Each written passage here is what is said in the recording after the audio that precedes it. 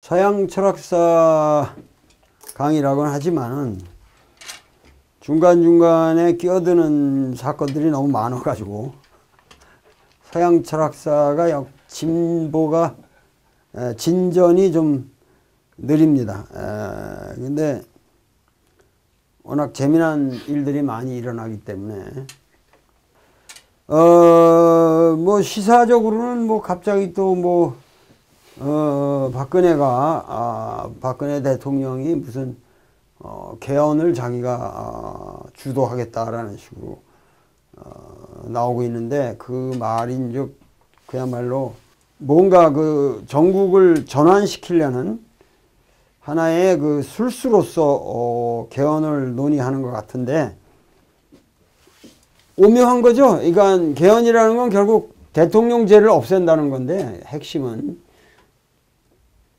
결국 대통령으로서의 자신의 그 실패를 개헌으로 자기 부정을 통해서 역사에 어떠한 만회를 해보려는 속셈일 수도 있는데, 나같이 형편없는 대통령은 나로서 끝내자, 뭐 이런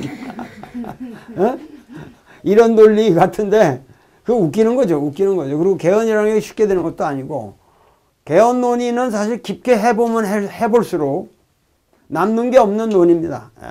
그리고 절대 그 제도적 개혁으로 인해서 우리 민족이 민주의 어떠한 획기적인 진보가 이룩된다라는 보장은 0.00000001도 없습니다. 그거는 절대 개헌이라는 것이 어떠한 새로운 우리 민족의 미래를 보장할 수는 없다. 단지 왜냐하면 지금 헌법도 상당히 좋은 헌법이기 때문에, 단지 아주 성숙한 국민의식과 그 디센트한 아주 그 철학적인 깊이가 있는, 그러면서도 굉장히 그 민족의 정의를 실현할 수 있는 상당히 무게 있는 좋은 개헌이 만약에 이루어진다면, 물론 그것이 상승 효과를 내서 갈 수 있는 거지만, 뭐 정치인들이 정신도 못 차리고 도덕적으로 타락하고 뭐 이런 상황에서 개헌을 한다고 해서 반드시 우리 민족의 미래가 있는 건 아니다. 그래서 개헌이라는 거는 결국은 이 시대의 마이너 이슈지 메이저 이슈가 될 수 없다는 거죠.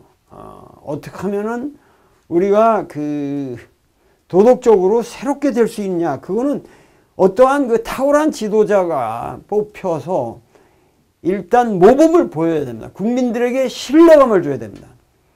신뢰감을 주지도 못하는 그냥 매차쿠차 개판인 상황에서 개헌으로 이 상황을 타개한다. 이거는 불가능합니다. 이것은. 그러니까 여러분들이 개헌 논의에 대해서는 속지 마시고 맹렬한 자기 의견을 개진함으로써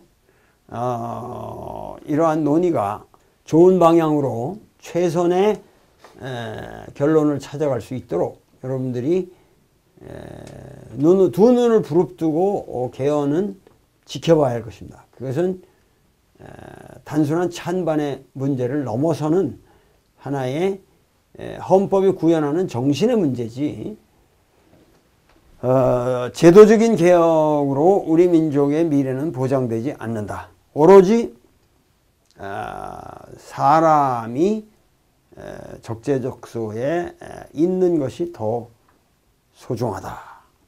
이런 얘기를 말씀드리겠고, 오늘은 사실은 그 프란시스 베이컨을 강의할 차례인데, 프란시스 베이컨보다는 제가 그 토요일 날 그 해남 대흥사 근데 이게 이름이 대흥사로 지금 고착이 돼서 고치질 못하는 모양이에요. 근데 사실은 대흥사는 일제시대 때 그 고쳐진 이름이고, 원래는 이렇게 해서 대둔사죠. 이게 대둔사.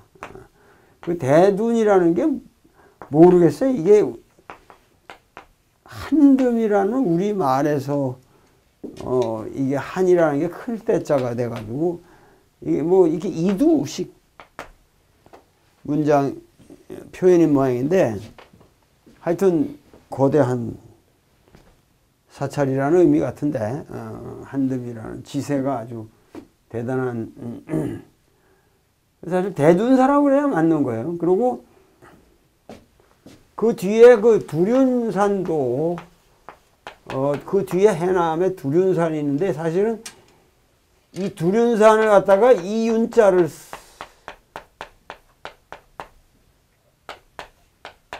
이게 잘못된 거지. 이게 잘못된 거지. 원래 이거는 이렇게 써야 맞다는 거지. 이렇게 써야 맞다는 거지. 그 무슨 얘기냐면은 이게 저 중국의 곤륜산이 이게 제일 높은 모관이에요. 그래서 중국의 이 북방을 이렇게 가로질러서 쭉 이게 이 종남산이니 뭐 이런 여러 절들 여기 이 산맥들이 쭉 펼쳐가지고 그야말로 여기 대흥안령을 거쳐서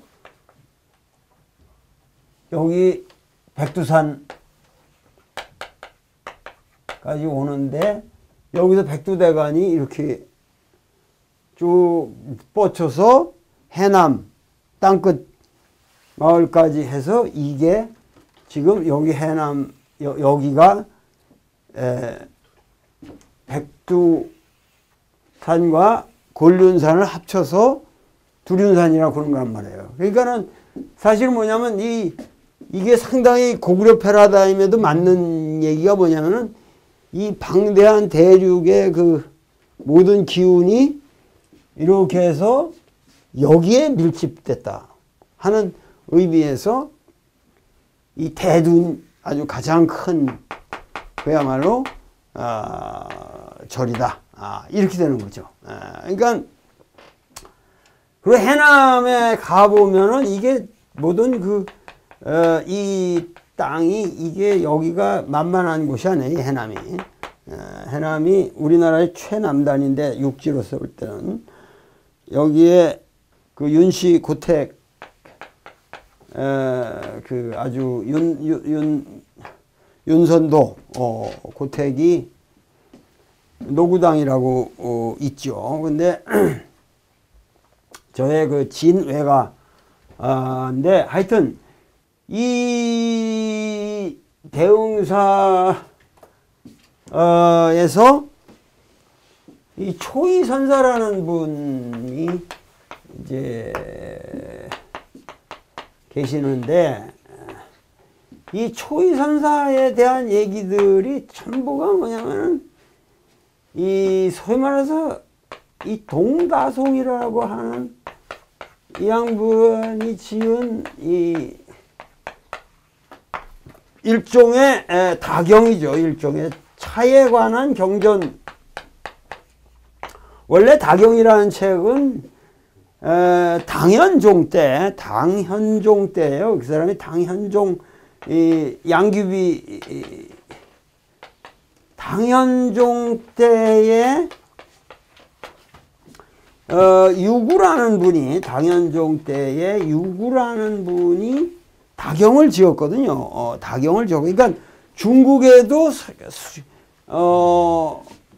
차에 대한 것이 한대로부터 내려오는데 사실은 지금 이것도 말이에요. 이게 이 차라는 것도 이게 지금 우리가 차라고 읽기도 하고 다라고 읽기도 하고 이게 애매하잖아요. 이게 뭐냐면은 이거 자체가 중국 게 아니라고. 이게 중국 게 아니라고.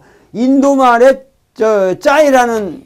짜이라고 인도 말은 짜이라고 그러잖아요. 이 짜이를 인도에서 불교랑 같이 들어왔기 때문에 그 짜이를 이 글자로 지금 이두문자처럼 이게 차자 한 거거든요. 빌려서 표현한 거거든요. 그래서 이게 차라고 그러는 게 이게 짜이차란 말이에요. 이게 짜이차. 이거는 중국에서 결국은 한대로부터 이렇게 들어오면서 이 차문화는 이거를 차라고 읽는 것만 봐도 그 인도 스님들이 이제 가지고 들어온 걸 알 수가 있죠. 그래가지고 그런데 이것이 당현종 때나 이 다경이 만들어지는 거 보면 이게 지금 그야말로 불교가 최극성을 이룰 때 아니에요. 근데 이것이 다경이 쓰여질 쯤에 우리나라는 그 삼국사기 신라 흥덕왕 편을 보면은 흥덕왕 3년 당사신 대렴이 들어올 때 차종자를 가지고 왔다. 그래서 흥덕왕은 이를 지리산에 심게 했다. 이런 구절이 나오거든요. 그러면서 차는 선덕왕 때부터 있어 왔는데 이때 이후 더욱 성행하였다. 그랬으니까 선덕왕은 780년에서 784년 사람이니까 이때 흥덕왕 때는 826년부터 835년 사이란 말이죠. 그러니까 이렇게 해서 쭉 왔는데 결국은 고려, 사실은 여러분들 고려 그 작이라는 거를 보면은 고려작이라는 게 전부가 그 차 따라 먹는 것들이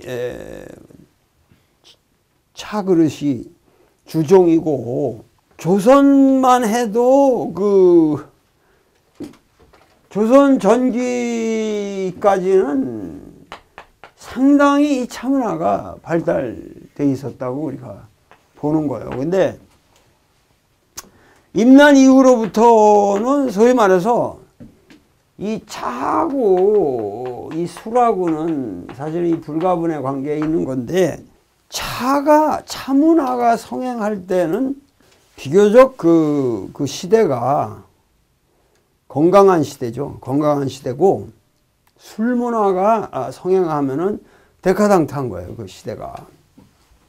그러니까는 임난 이후로부터는 우리나라는 차를 잃어버려요. 일반인들이. 차 문화가 사라지고 술로 바뀌는 거죠. 만나기만 사대부든 뭐든. 왜냐면은 이 술이라는 거는 사람을 이렇게 흥분시키는 거란 말이에요. 이걸 불을 떼는 거예요. 몸에다가 불을 떼서 올리는 거니까 이거는 기본적으로 쌍치예요. 상기시키는 거예요. 상기시키는 거예요. 근데 차라는 건 이게 아주 원칙이 뭐냐면 하기예요. 기를 내리는 거예요. 기를 밑으로 내리는. 그러니까 차를 마시면은 머리가 맑아지고 항상 기운이 밑으로 내려가니까 오줌이 잘 나오고 차라는 게 그래서 오줌이 잘 뚫리고 물론 변도 잘 나오고 그래서 차는 뭐 복잡하게 생각할 거 없어요. 이게 뒤로 내려가는 거거든요. 술이라는 건 올라가는 거고. 그런데 결국 우리가 뭐냐면 임난 거치고 이렇게 나라가 이렇게 점점 어지러워지면서 사람들이 술고래가 점점 돼가지고 오늘까지 아주 술이 그야말로 한국 사람들은 지금 과도하게 술을 먹습니다. 과도하게 술을 지금 먹는데 전 세계에서 한국 사람처럼 지금 러시아 사람도 비슷한 성향인데 러시아 사람들보다도 우리가 더 먹는 것 같아요. 전체적으로 보면 지구상에서 가장 술을 많이 먹는 민족이 돼 있습니다. 지금. 그러니까 이게 독특한 현상이죠. 그러다가 결국은 그래서 이제 조선 말기로 오면은 술이라는 차라는 건 거의 없어졌는데 그 지리산 자락에 몇 스님들이 외롭게 그땐 진짜 차가 좋았겠죠. 진짜 야생차들 이래가지고 몇몇 스님들이 차를 즐기면서 그 차의 명맥을 유지해 가고 있었다는 얘기죠. 지금 이제 우리나라가 그 해방 이후 때만 해도 우리가 차는 무슨 한국에 차가 있냐. 뭐 차 얘기하면 다들 우습게 생각했거든. 뭐 일본 놈들이나 뭐 이지랄 합니다. 뭐 하고 이렇게 섞어서 마시고 이런 거 촌스럽다고 그렇지. 왜 그러냐면 우리나라 사람들은 차라는 것을 잊어버릴 수 있는 그 가장 결정적인 이유가 워낙 물이 좋으니까. 일본이나 중국은 같은 나라에도 차를 홀대할 수 없는 게 물을 그냥 생수를 먹을 수가 없고 샘물을 그냥 이게 불가능하거든. 일본이나 중국은. 그러니까 한국 사람들은 그냥 옹달샘에서 퍼마시는 물이 최고의 차잖아요. 그러니까 한국 사람들은 먹으면 막 술이지 자식아 무슨 차냐. 에? 그러니까 차 문화가 발 붙일 수가 없었다니까. 그래서 그 귀찮게 뭐 때문에 그 끓여가지고 그 개짐짐한 걸 이렇게 먹냐고 그렇게 생각했지. 그러니까 그 잊어버렸는데 이제 해방 이후에 소위 말해서 우리가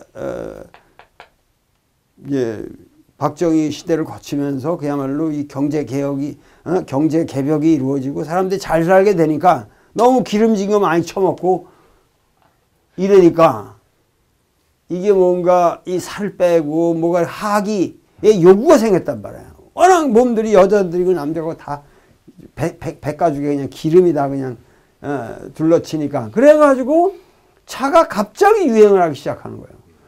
그래가지고 이 우리나라에도 뭐 참모가 있냐 이런 얘기들이랑 내가 60년대도 없었어요. 한 1970년대 80년대 1980년대부터 차에 대한 관심이 생기기 시작합니다.